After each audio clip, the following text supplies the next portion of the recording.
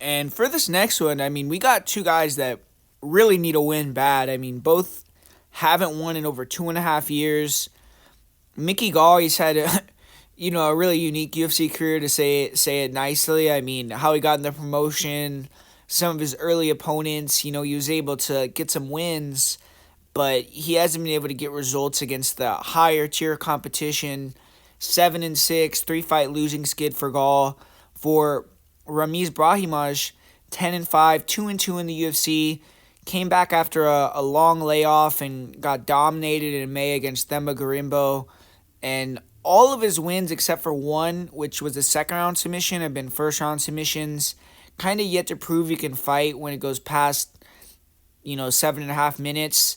And Mickey Gall, he's shown more flashes in the UFC, but both guys have to win this matchup to preserve their job. And both of them are grapplers. On the feet, I would kind of say Mickey Gall is the edge. Even though neither are great strikers, Gall is a little longer. I think he's shown some more power. He'll throw some decent straight punches out there. He has elbows on the inside.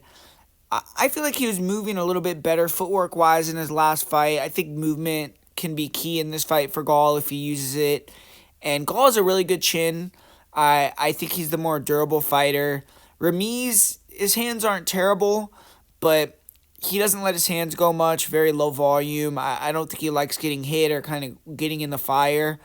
And really, Brahimaj, if he can't pressure you to the fence early and get that body lock or double, he usually doesn't have much success. I think if this fight stays standing for long periods of time, Mickey will prove to be the better striker.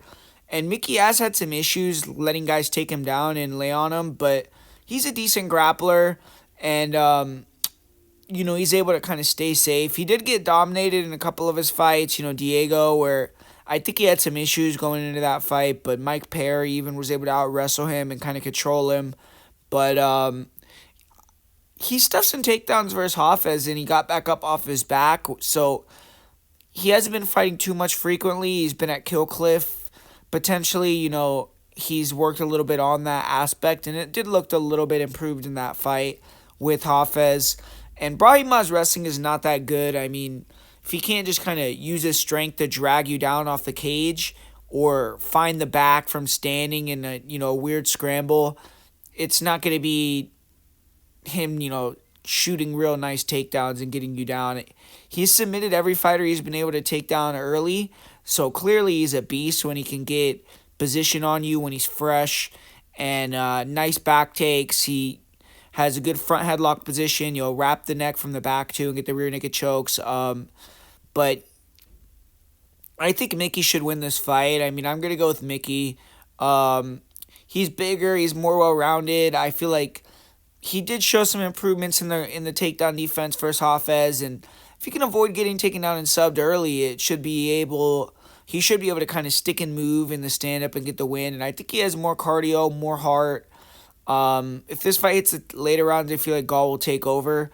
Brahimaj, he got dropped by Court McGee on the feet, and I just don't think his striking is good. He's never been knocked out, but he had that one TKO loss to Max Griffin with the ear injury. But he's 0-4 in decisions. Gall is 1-4 in decisions, so it's like I kind of want to pick Gall inside the distance, but I kind of see it going 15 minutes, and I'm going to say Mickey Gall gets the victory via decision.